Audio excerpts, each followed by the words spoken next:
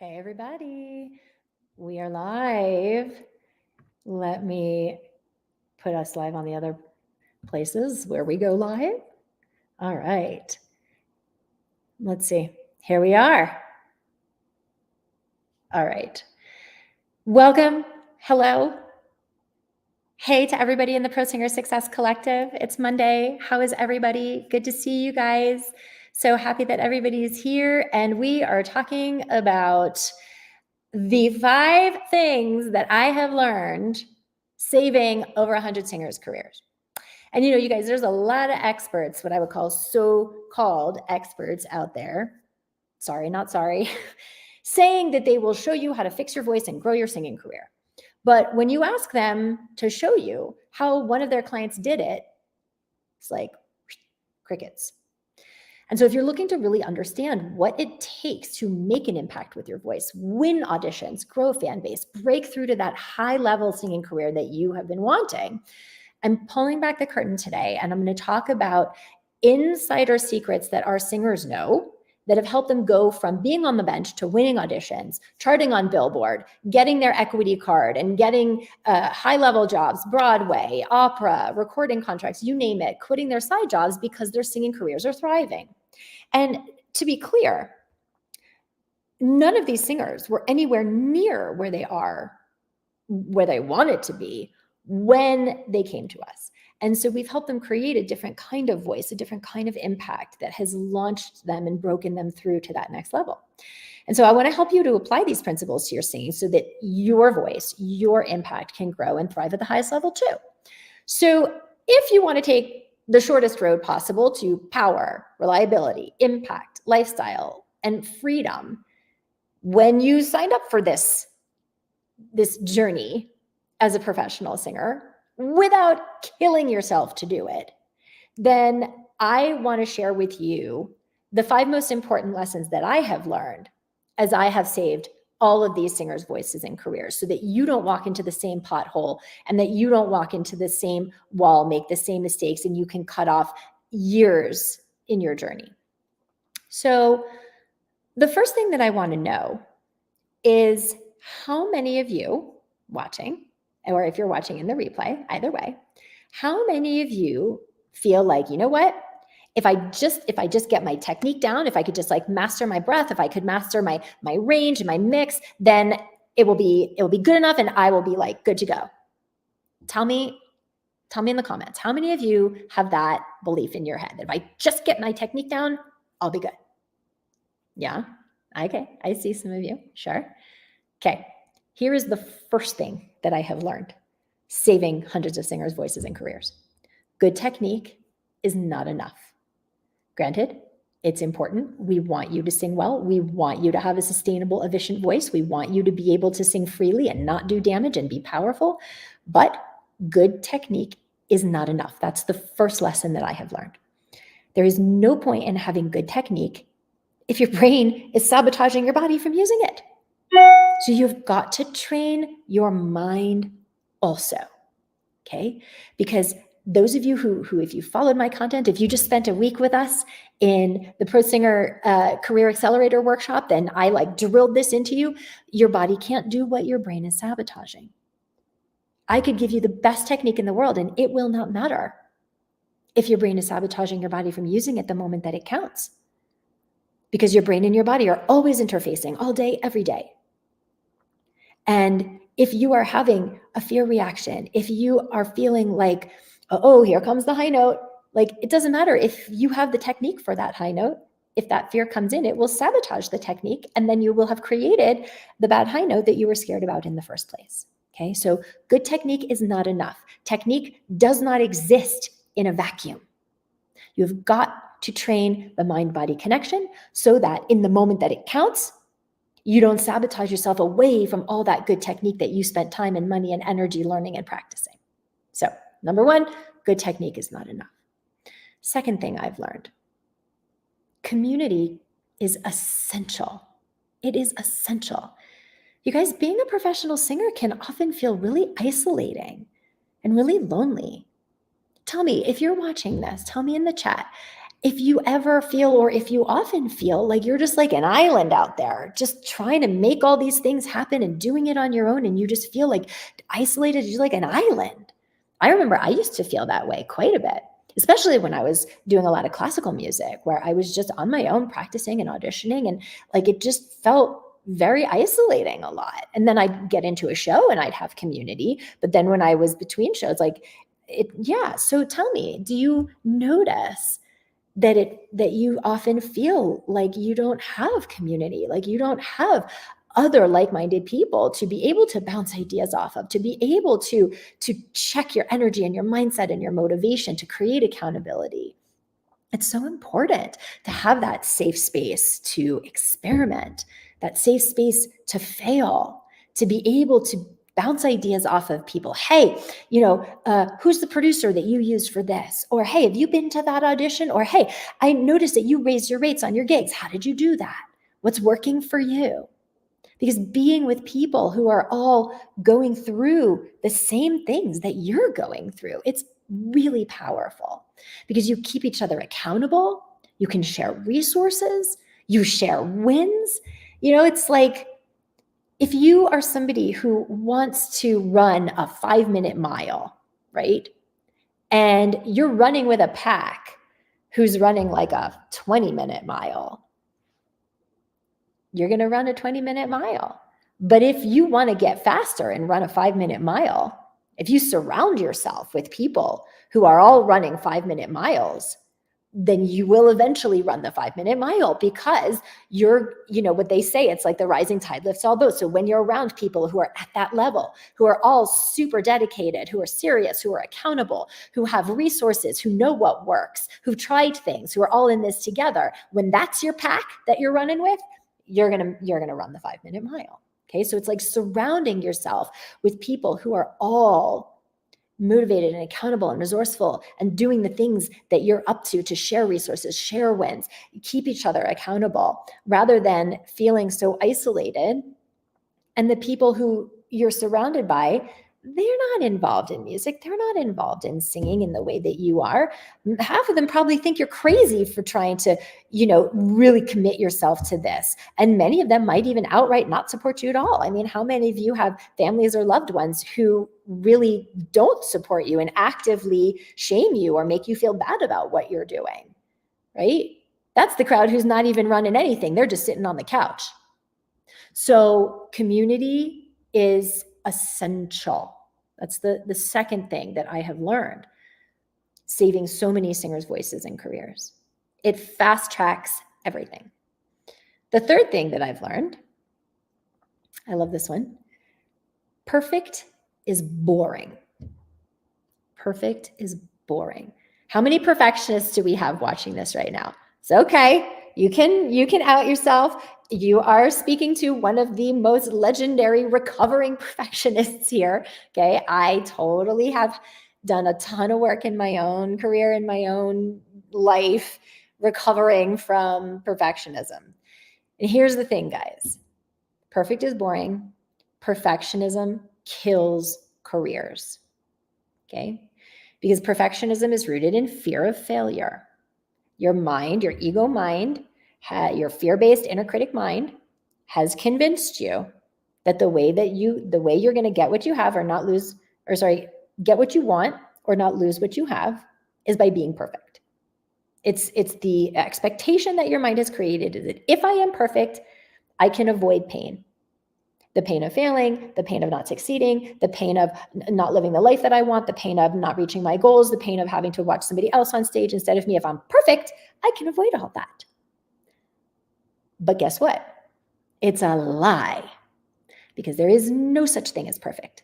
Perfect does not exist. It is not even a rung on the ladder. There is no such thing as perfect. What you think is perfect is different from what I think is perfect, is different from what every other person in that audience thinks is perfect. And you cannot be everything to everyone. So your mind has now set you up for failure, because it's telling you that in order to succeed, you have to be this thing that doesn't exist. And so you will never achieve it. And so you will always feel less than. And this is what happens. Now you're trying to achieve an unattainable standard. It is never good enough. Nothing will ever be good enough. And you will be trying to make and force and do and manipulate and control in order to be good enough, in order to be perfect. And you get too in your head around all of these things, trying to be perfect. And now you have sabotaged your technique. You have sabotaged your impact on the audience, your connection to what you are singing, your connection to the audience, and you never feel ready because you never feel perfect. And so you don't put yourself out there for the opportunities that could move the needle to get you closer and closer to achieving what you want, okay? So perfect is boring. It doesn't exist. It doesn't get you where you want to go. I can't tell you how many singers, if I've been judging auditions or watching auditions and, castings and things like that, and a singer will come in, and I've heard many singers like this, especially in the classical world, who give a flawless performance in terms of like, there's great technique, great pitch, great high notes, and yet utterly boring because they're so focused on being perfect that they're shut off. They're not connected to their essence. They're not connected to who they are. And so then now we're not connected as the audience. So allow yourself to be perfectly imperfect, okay? Perfect is boring. It does not get you where you want to go because it is a lie and it does not exist. So that's the third thing that I have learned, saving so many singers' voices and careers.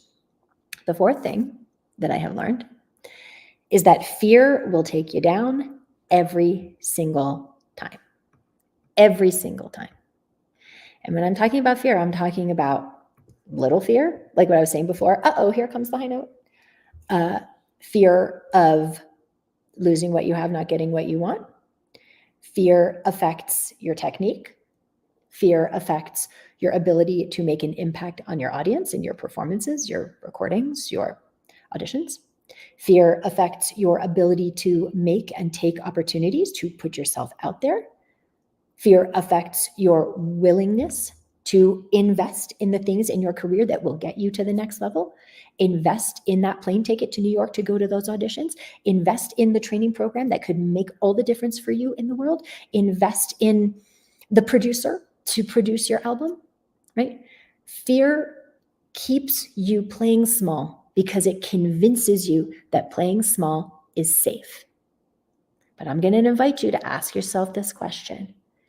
How is playing small the least safe thing that I can do? Because the fear has convinced you that that's the way. It's convinced you that that's the way that you avoid pain, that you avoid uncertainty, that you avoid all the things that your mind is scared about, the what ifs.